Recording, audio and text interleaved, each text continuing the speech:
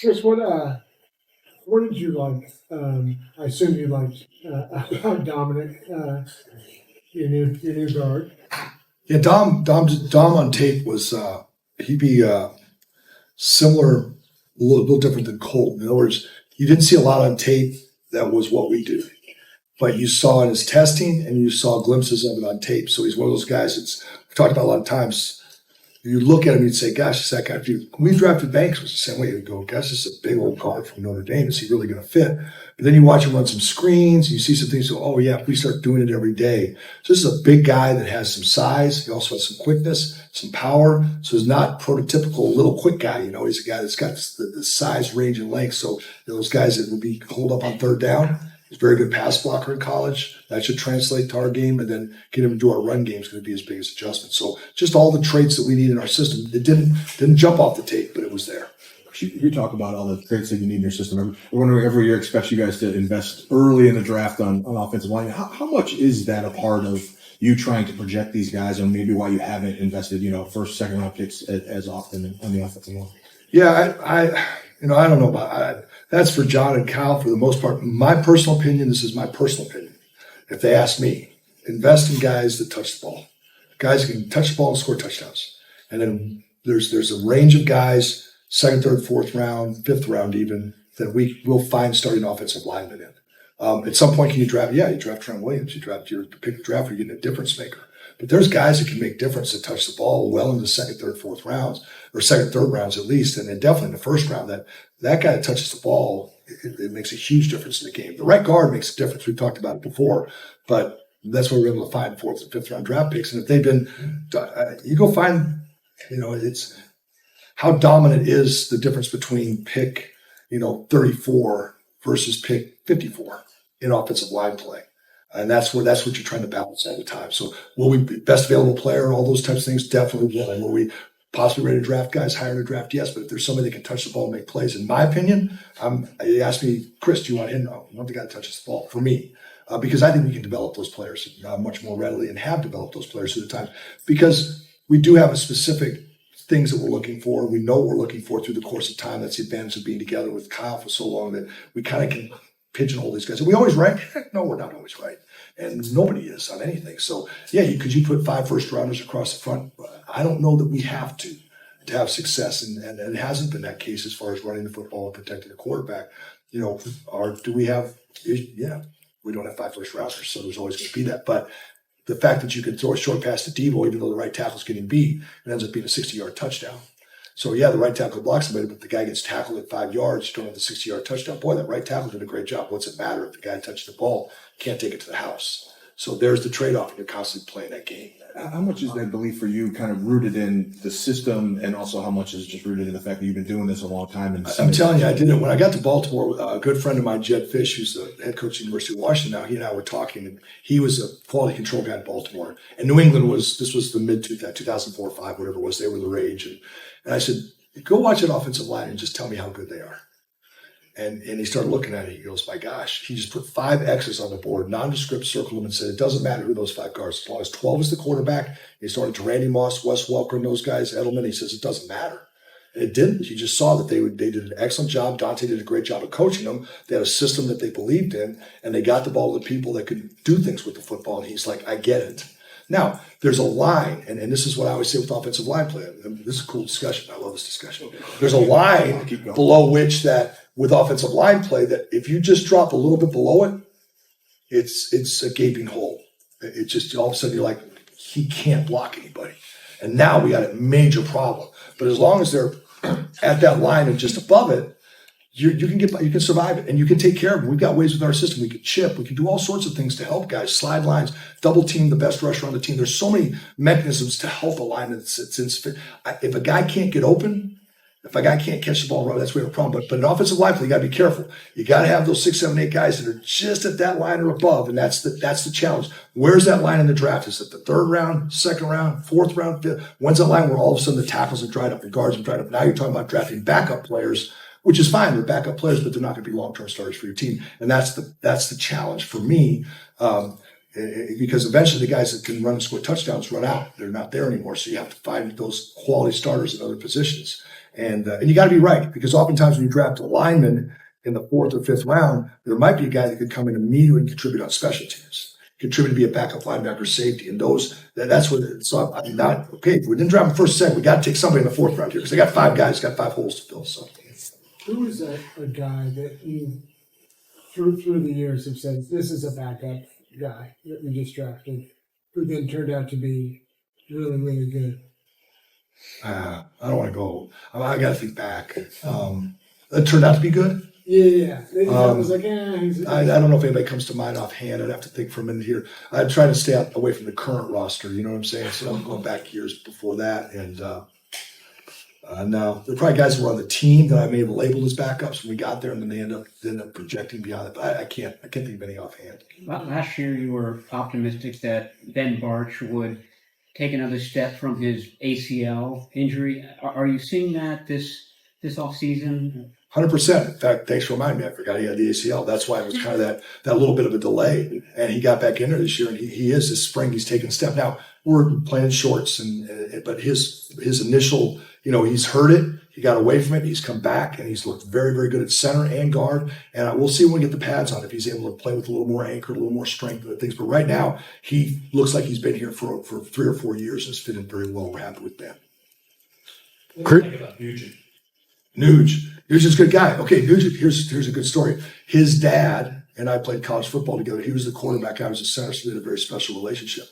The dad, though, his name's Terry Drake. We watched him at Michigan. He was at Stanford. We looked at all the Michigan linemen, and we got to the end of the draft. We got to the week before the draft. We started looking at the guys we think are going to be drafted 6th, 7th, or not be drafted at all. He fits our style. He is the more undersized, quick guy that plays with a lot of leverage and things like that may not be big enough, may not quite be the prototypical starter guy, but he does have some of those traits that we were liking. He fits our system real well. That's what we saw. Even though Michigan didn't highlight outside zone at all. I mean, PFF has this thing where you can take they categorize the play by his outside, inside, gap scheme.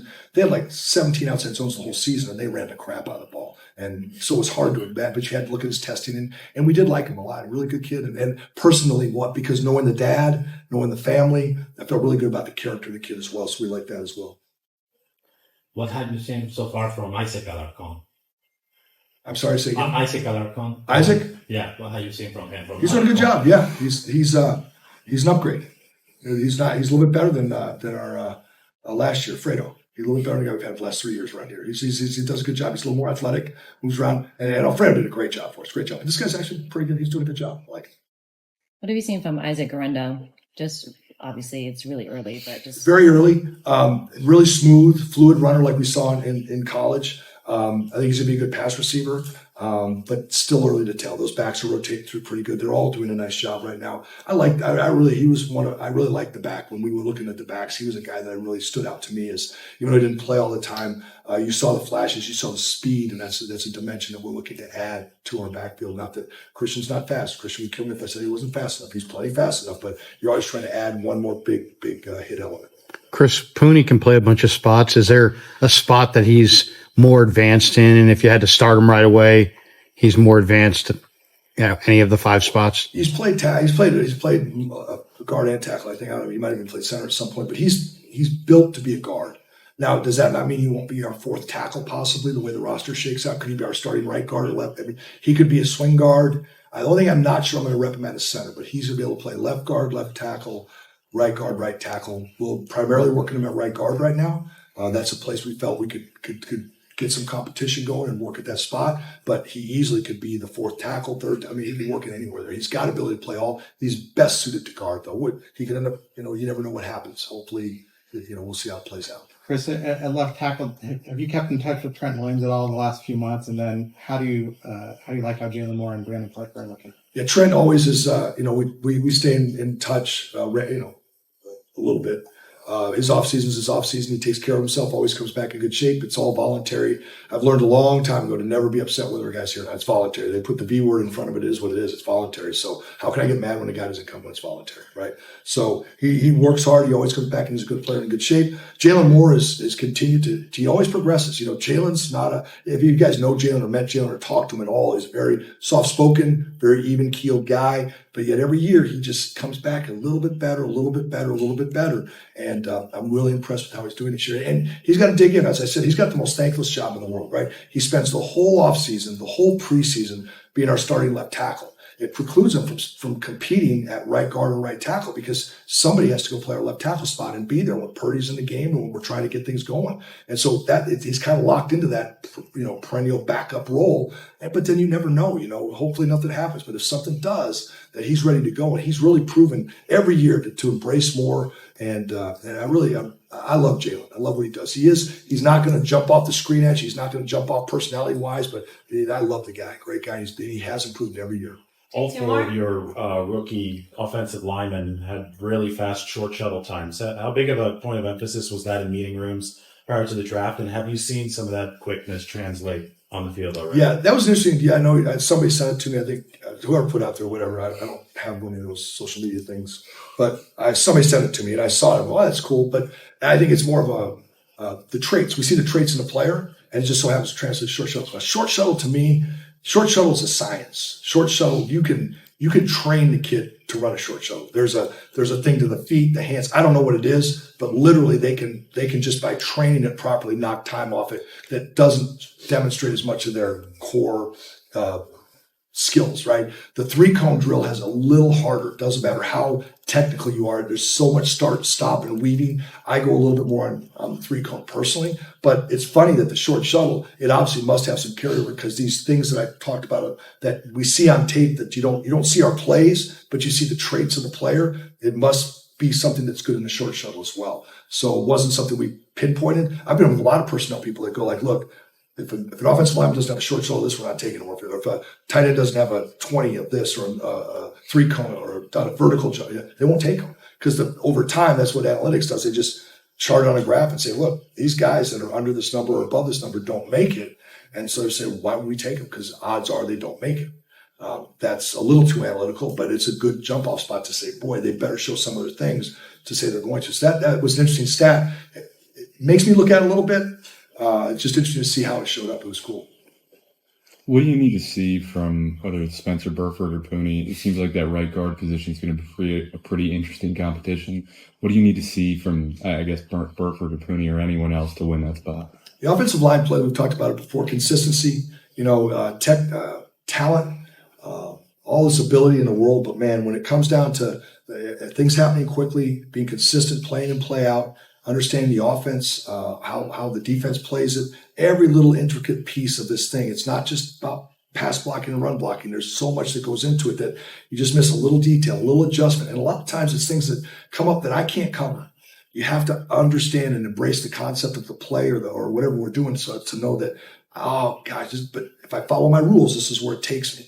And that's what we're looking for. That's one of the things that all these guys we took this year. And one of the things and John spoke about it probably to you guys in the draft, and I'll keep talking all day. So, but what he said is, he said, look, he goes, we found that with offensive linemen that the what it takes, the character, the intelligence, all those things, not saying one of our guys don't have it, but those picks after those first couple talent round, the guys are just playing because of sheer ability and talent.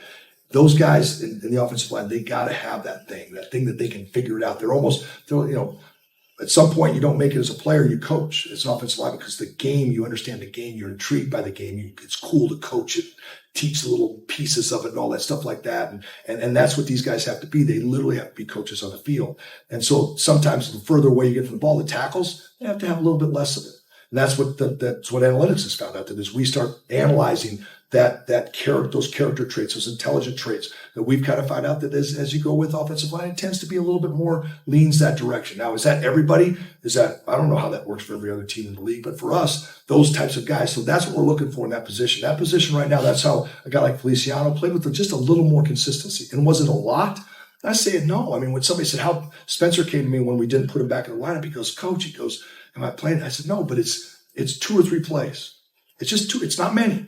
You know, everybody else is grading here, and you're just those 2 or 3 plays a game, and you just don't know when they're going to show up and how they're going to show up. And so those 2 or 3 plays are just like, gosh, we just got to get those 2 or 3 plays better. We're just looking for that consistency. Maybe it comes from Spencer this year.